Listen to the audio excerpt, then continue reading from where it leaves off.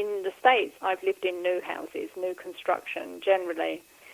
So it's a little bit different because to me, when I think of an old house, I think of something like hundreds of years old. Whereas in the States, people say, 100 years, and they feel that's old. And I think, well, obviously it is to most people here. But to me, that feels quite new. Right. So, go ahead. No, go ahead. I was going to say, in England, I did live in a 500-year-old thatched cottage. And now that had a ghost, and I saw that ghost, but it was a cat.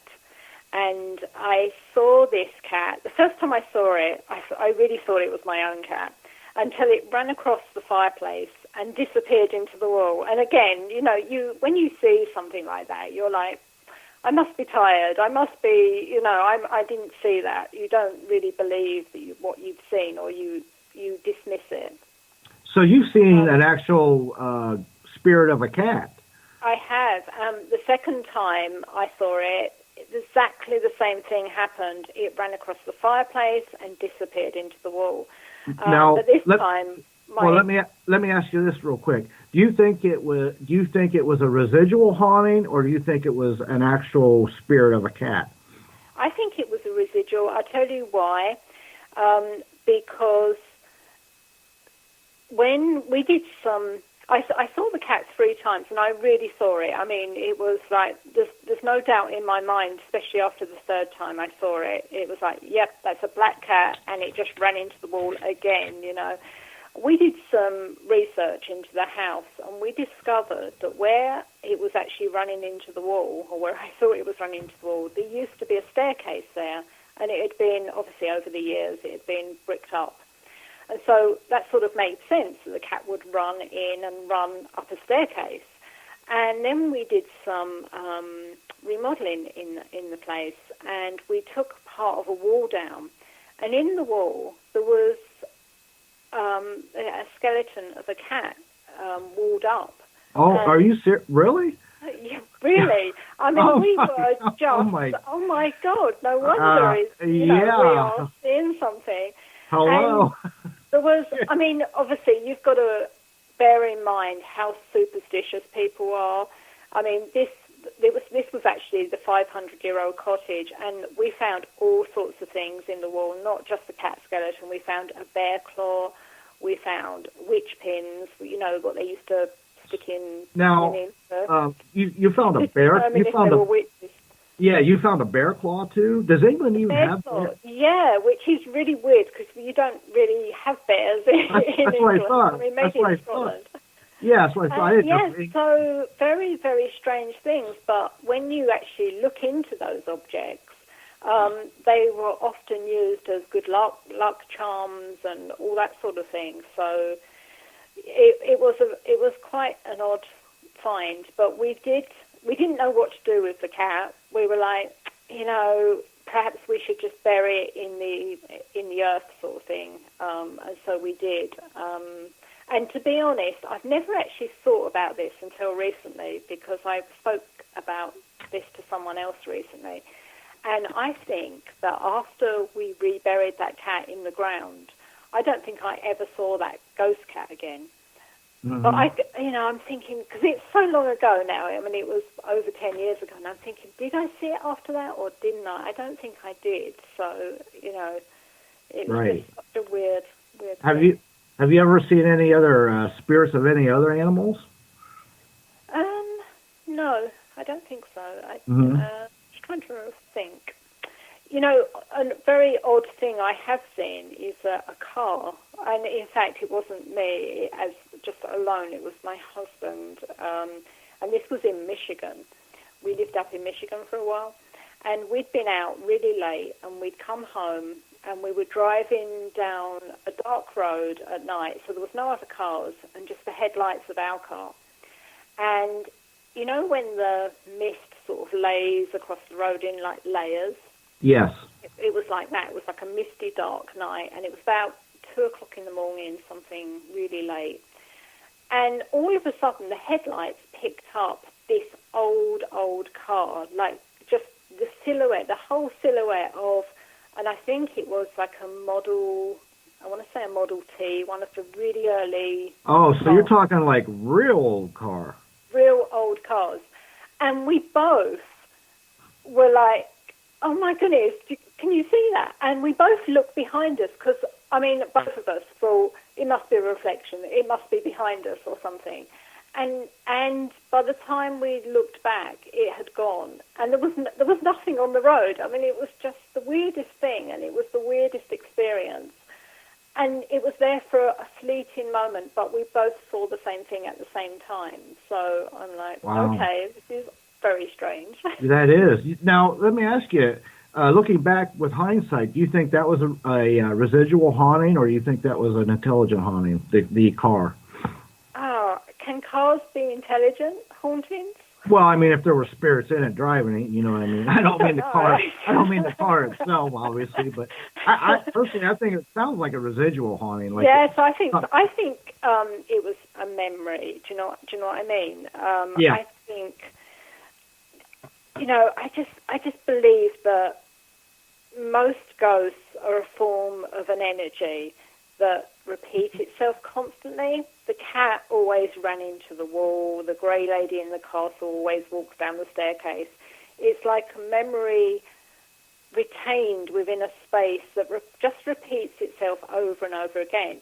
And I don't think those ghosts, if that's what they are, interact with the living or even are aware of the living or of anything. But then there's like my apartment ghost that was a tangible presence, and maybe it posed a threat, if not to me, then certainly to someone else. And I think this is what people call poltergeists. I mean, I might be wrong, but because they're more tangible, they're more not residual. There's something else, and I don't know what that is. And a lot of them are territorial too, obviously, or they're attached to an object or a house, or there's a whole plethora of reasons of why they're there or why they're not there, or who knows, you know what I mean, until you really dig into it and do some research. But right. So you've seen a car, a cat, and a few spirits in your lifetime, obviously. I have, yes, one way or another, definitely. Yeah, right. So, you've never been scared? Obviously, it doesn't sound like you've been ever really scared of them. You just kind of scratch your head, it sounds like. I don't say I haven't been scared, because I think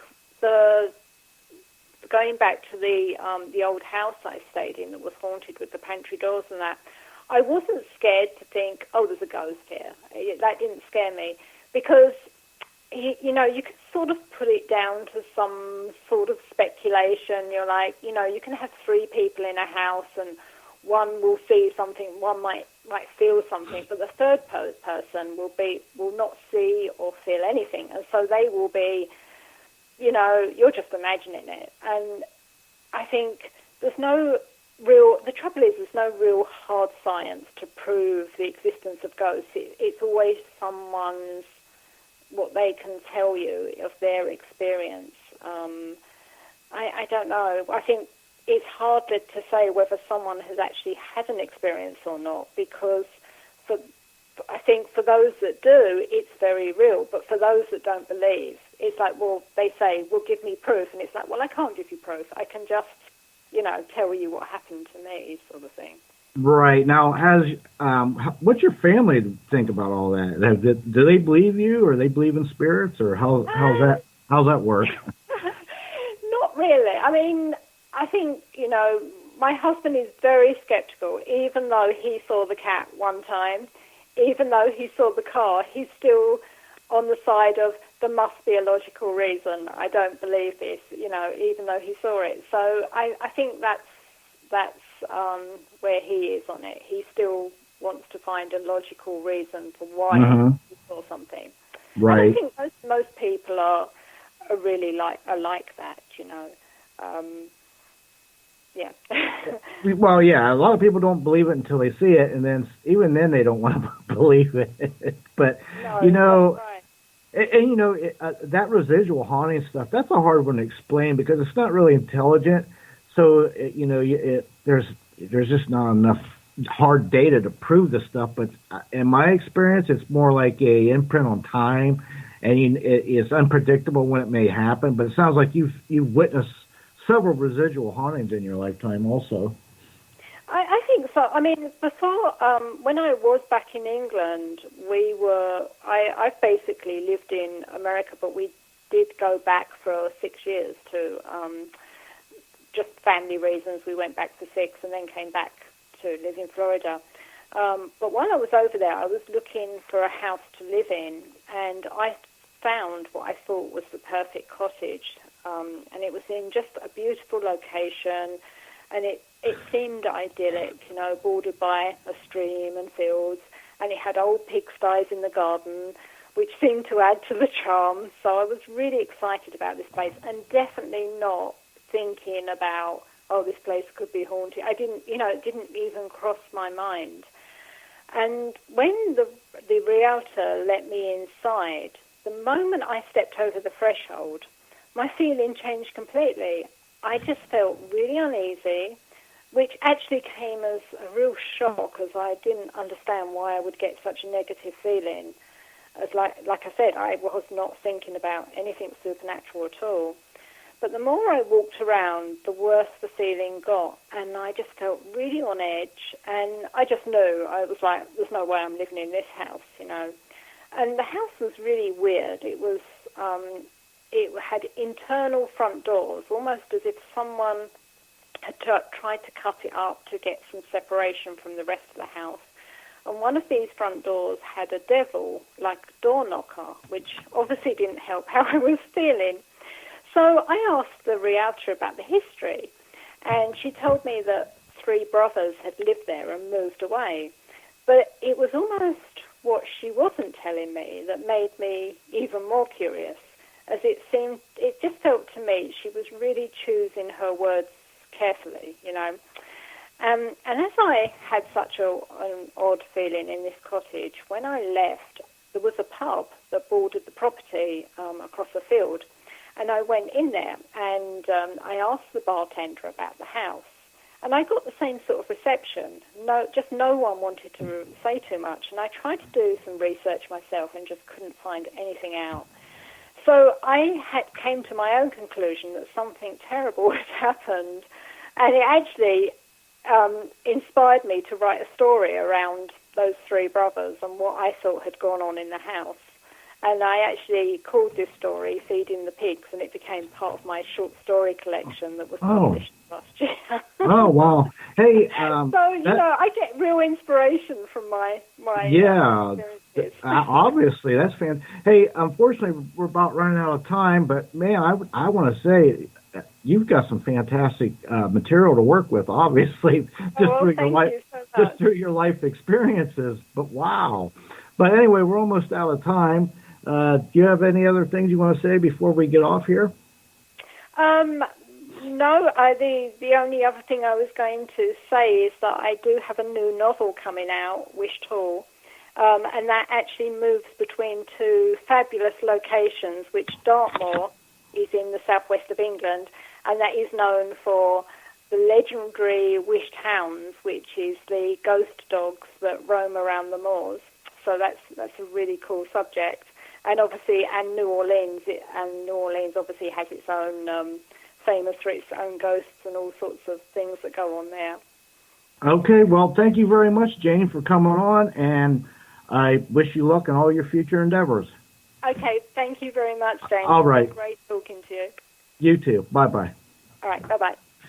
Well, hey, this is James Kriesbaum, and listen, this Saturday on Night Dreams Talk Radio After Dark, Saturday edition, that's me, James Kriesbaum. My guest will be Jack Kenna. He's world-renowned into everything paranormal, spirits. He's a TV personality, a radio host, you name it, he does it. My show will be 7 p.m. Eastern Time, and that's this Saturday, so please tune in. Everybody, Gary, I hope my prayers are with you, and have a great night, everybody. Bye-bye.